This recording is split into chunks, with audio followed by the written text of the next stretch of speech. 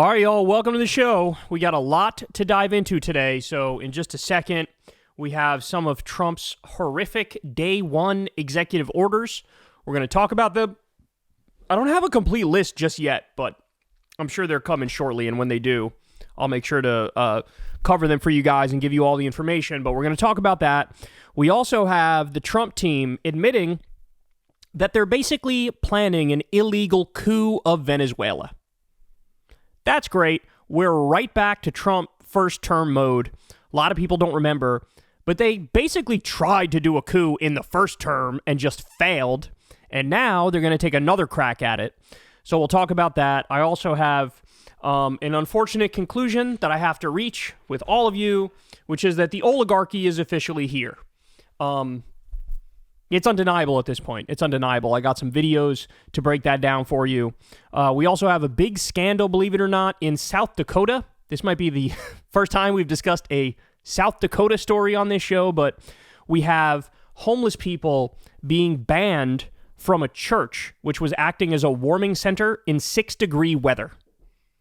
The cruelty level is just off the charts. So we'll dive into that. We'll also get to Joe Rogan's idiocy. I think it finally broke me.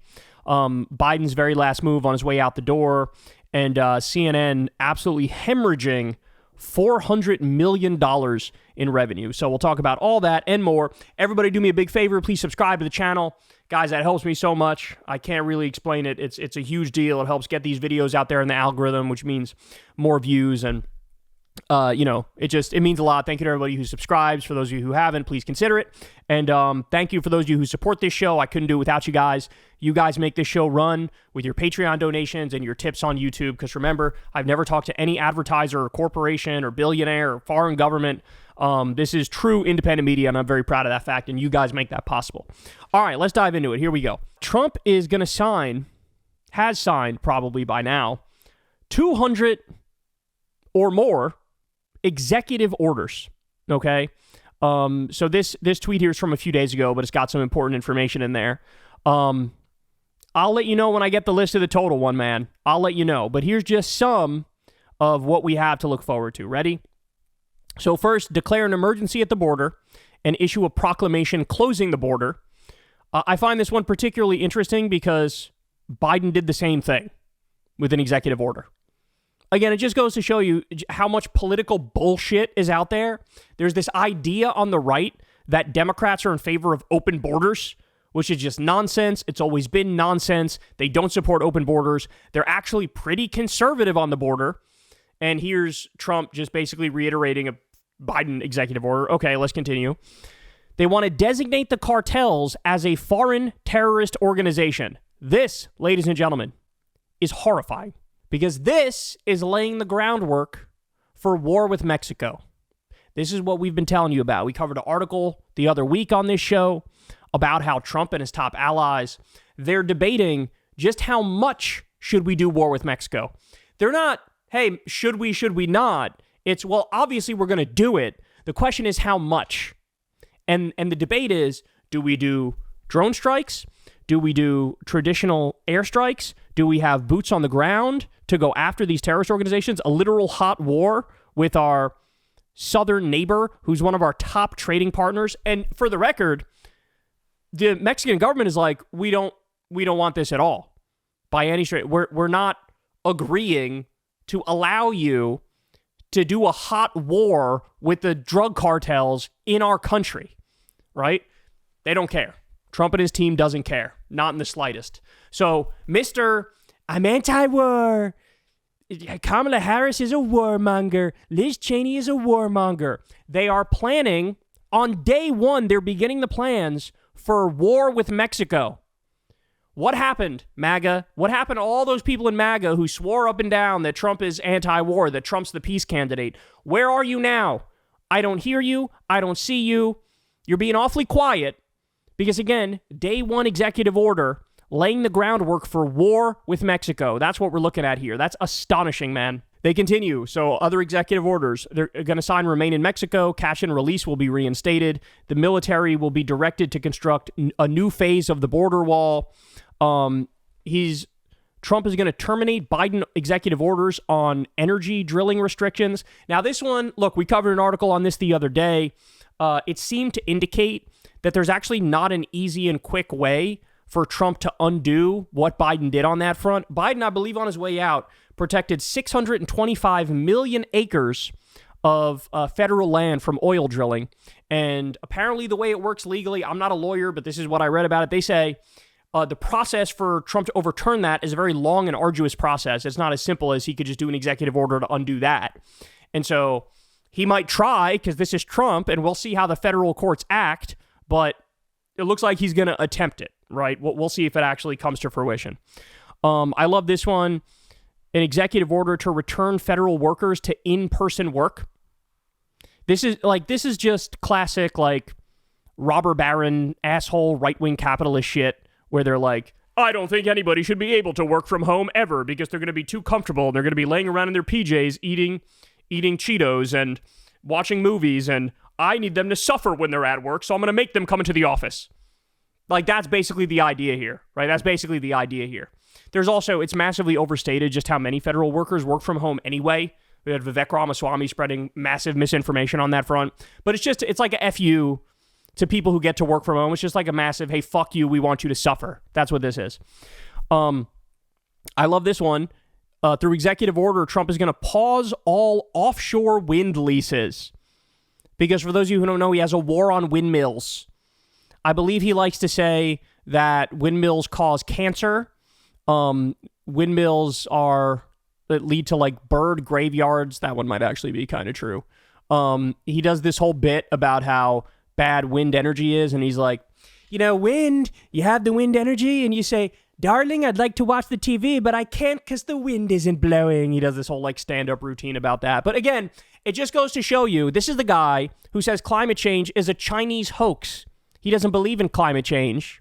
And he's taking one of the kinds of renewable energy that we have to get us off of fossil fuels. He's going, fuck that. I don't want any wind energy. He also, another reason he doesn't like them, because he thinks they're an eyesore for his golf courses. He has some golf courses in like Scotland, and there's windmills, off the shore, and he hated the way they looked. He always hated the way they looked. And as a result of that, he's had a war on windmills this entire time.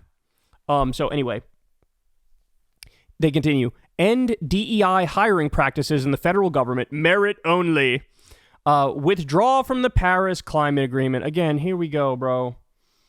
Like, did you not notice the other day that fucking Los Angeles was on fire? Downtown LA was engulfed in flames. Did you not notice that? Did you not notice the massive increase in extreme weather events on an annual basis now? Have you not noticed that? Have you not noticed every single study comes out, says like, hey, climate change is actually worse than what we thought the worst case scenario could possibly be. And Trump looks at that and he's like, yeah, let's pull out of the Paris Climate Agreement, which, by the way, we just eclipsed what was supposed to be the limit for the increase in temperature in the Paris Climate Agreement. Like, I don't know about you guys, but I'm starting to fear the, like, we are cooked McCookington on the issue of climate change, the likes of which we couldn't possibly have imagined not that long ago, right? Like, we desperately need technology that, removes carbon from the atmosphere. Like, we need it yesterday, and he's just going to speed it up. He's just going to speed it up. And remember, he takes a tremendous amount of money from the fossil fuel industry. So he is bought by ExxonMobil and Chevron. He's a cuck to the industry, and the industry will continue to destroy our climate, and he'll keep getting those checks. So that it's just brazen corruption. Another executive order, order every agency to remove all federal actions increasing costs for Americans via deregulation. What? I think it's just like some sort of executive order to just put the deregulation on steroids. That's what that sounds like to me. Suspend security clearances for the 51 officials who lied about the Hunter Biden 2020 laptop story, and establish a DOGE hiring freeze. And that's just the beginning. The DOGE hiring freeze, basically what they're saying there is the federal government's not going to hire anybody else. Total hiring freeze in the federal government. Remember, they want to destroy the regulatory state. The administrative state is gone under this administration. There's no doubt about it. Say goodbye to the EPA. Say goodbye to, like, the FDA. Say goodbye to the Department of Education. Like, they have that laundry list. We want to get rid of all of these agencies. And they also want to the remaining agencies that exist, they will do everything they can to handcuff those agencies. We've seen it before under Republicans. We'll see it again under Republicans and under Trump. But the classic move is like, hey, what if we put an oil lobbyist as the head of the EPA? If we don't eliminate it, which they're going to try to do, let's put an oil lobbyist at the head of the EPA so that there basically is no cop on the beat, right? Same thing at the SEC and the Consumer Financial Protection Bureau and the FTC. Why don't we put in little corrupt gremlins from those industries, put them in to regulate those industries where all their friends are, where they made all their money, where they'll keep cashing checks from, and you just let the robber barons run wild. That's what we're entering, guys. We're entering a new robber baron age. This is a new gilded age. There's no ifs, ands, or buts about it. What we're going to witness is billionaires and oligarchs looting the treasury and screwing you over till the cows come home. That's what we're going to see. That's what we're going to see. You know, and they'll cut taxes for themselves. They'll give themselves more corporate welfare checks and subsidies. They'll deregulate so that there's, again, no cop on the beat, making sure that they're not screwing people over. The Consumer Financial Protection Bureau, the best government agency, which returned $19 billion to Americans who were defrauded by big financial institutions. They are going to handcuff that agency and destroy that, just like he did in his first term. This is what he did in his first term. Made that agency useless. Going to do it again this time. And so, and let's also be clear about this. A lot of these executive orders, this is the beginning of Project 2025. The thing that Trump said, I have nothing to do with that. I don't even know what that is. I have nothing to do with that. Never heard of it before. Don't know anything. Oh, did I hire dozens of people from Project 2025 in my last administration? Did I do that? Well, I don't know what it is. I don't know why they keep saying it. I don't know what it is. A lot of these executive orders are part and parcel of Project 2025. It's the exact same ideology being implemented. Just like he's trying to hire a bunch of people who were part of Project 2025. So buckle up, man. If we are literally talking about on day one, an executive order that basically greenlights war with Mexico, do you have any idea how long of a 4 years this is going to be? I'm already fucking tired. I'm already fed up.